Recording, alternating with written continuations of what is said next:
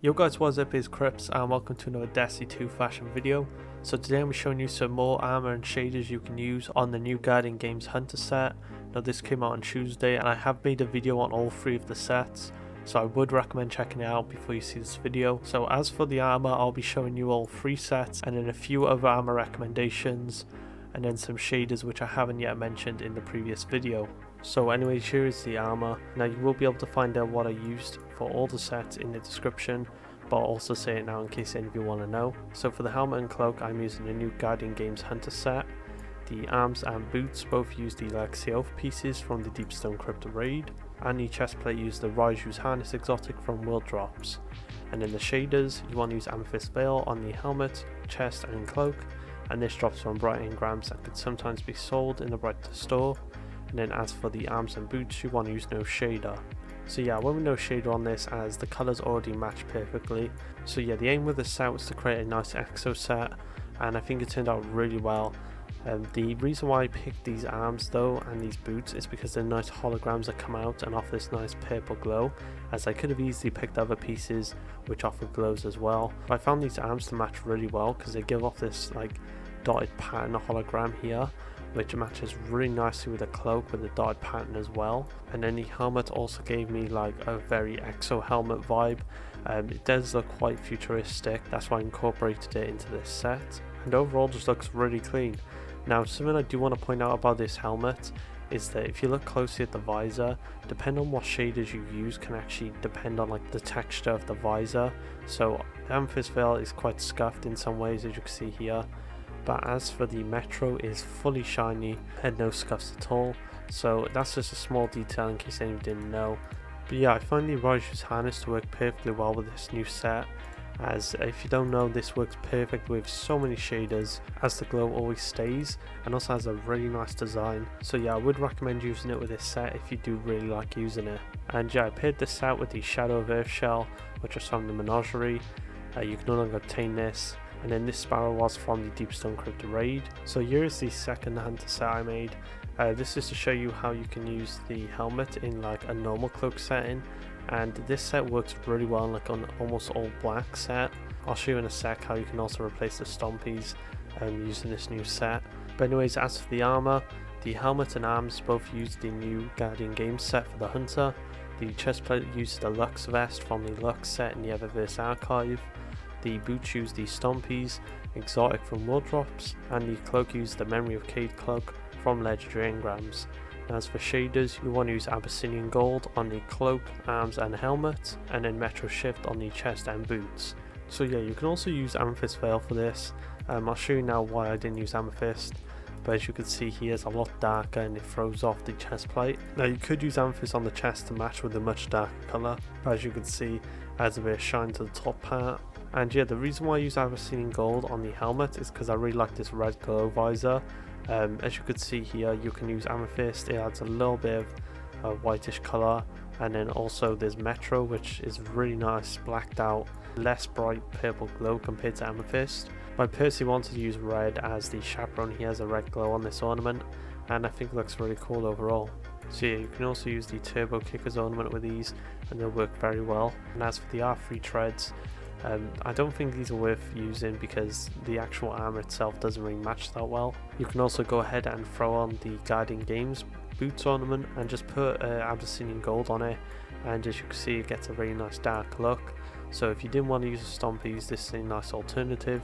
Now the reason why I didn't use Amethyst or Metro, as you can see, it does add some other colours in. And if you still like this look and want a lighter version, you can use the Rivalry Resolute, which I've also made a video on how to get, and overall the colours flow nicely together. And then quickly we'll move on to the Ghost Shell. We have the No Love Lost shell from the Deepstone Crypt raid Triumph, and we also have the Any Other Sky Sparrow, which was from purchasing specific versions of Beyond Light. Now moving on to the next set, it uses the Raiju's Harness again. I really just wanted to show again how good this can work in a set without the hood as well, so you don't have to go full glow with the cloak. As you can see here, as for the helmet and boots, I'm using the new Guardian Games ornaments. Then as for the arms and the cloak, I'm using the Lux set from the Eververse archive. And then as for the chest plate, I'm using the Raiju's Harness exotic. And as for the shade that goes over the whole set, it is Streaming Spectrum, which drops from the Last Wish raid. So yeah, that's pretty much like the armor. Something I found that works really well as well is the Virtuous boots. As you can see here, I'll show them now in inspection, and it looks really nice. And then as for the Shan Sparrow, as you can see with the Lantern Shell and the Resurrection's Guide Sparrow. So the shell was the old shell they used to drop from trials matches, but now is no longer obtainable, and this Sparrow was a drop from the Flawless chest, but is also no longer obtainable as this has been replaced. So yeah, overall a clean set. I don't really have much else I can really say about this, other than maybe you can just have the Phenotype Plasticity ornament instead of the Lux, although more people will be able to attain the Lux as it is currently being sold in the Eververse archive. But if any of you do want to know, here is the other cloak. So I'm also going to give some quick armor recommendations that you can pair with the new ornaments. So with the helmet and the cloak, you can pair with the GOS armor. As you can see, the glow color on the GOS armor is a darker blue and it is not shader, so you will have to deal with this. And with a lighter color here, I want to show you all the scuff on the chest plate and the boots. It's not as bad on the arms, so I would recommend these. Now another thing is that the Assassin's Cowl helm looks really nice with this cloak, because the glow on the Assassin's Cowl doesn't actually shader, and now we have a cloak that suits it quite well. So yeah, you will have to stick to a bluish colour just so you can match the glow on the Assassin's Cowl, but this can look really cool in a set as well. Now I also have here the Celestial arms and chest, which is another nice set to pair. This in general is a really nice set to use, so I would just recommend purchasing it before it's gone at the end of the season. And then for any of you which played last year and managed to get the Prestige Leviathan armor, this does not look bad at all. You could try using this as well in a set, but for any new players, this set is no longer obtainable. So the first two here, so we have Dawn in Festiveness, which is a nice blue, adds some nice dark blues to the actual armor, and I think would flow really nicely in many sets and work very well with the Assassin's Cowl. And then Nile Shock, which is a lighter version, and these both came from the Dawn in Eververse in the Bright Dust store. Next one is Arctic Pearl, which I showed not too long ago. It's a very nice purple to use, and this came from Eververse engrams. Night's Chill from the Season of Undying Pass. This is no longer obtainable, but offers some nice different colours to the actual armour.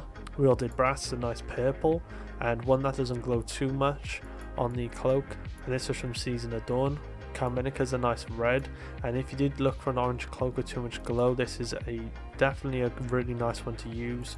This was from the Season of Arrival's Crucible Pursuit. The next one is Calcis Treasured, which I love on the armor. I love this lighter colour, really nice with this, and this was from the Prestige Leviathan, which is no longer playable. Midnight Smith is a nice black and red, and probably the best one I'd recommend. This was from the Scourge of Past raid, which is also no longer in the game. Imperial Opulence adds some quite different colours to the armour, and I quite like this. And this was from Season of Opulence, which is no longer obtainable. Gambit Jadestone I pretty much wanted to show, as a lot of people mentioned this recently. But yeah, if you want to be an annoyance in the Crucible, then I would definitely recommend this.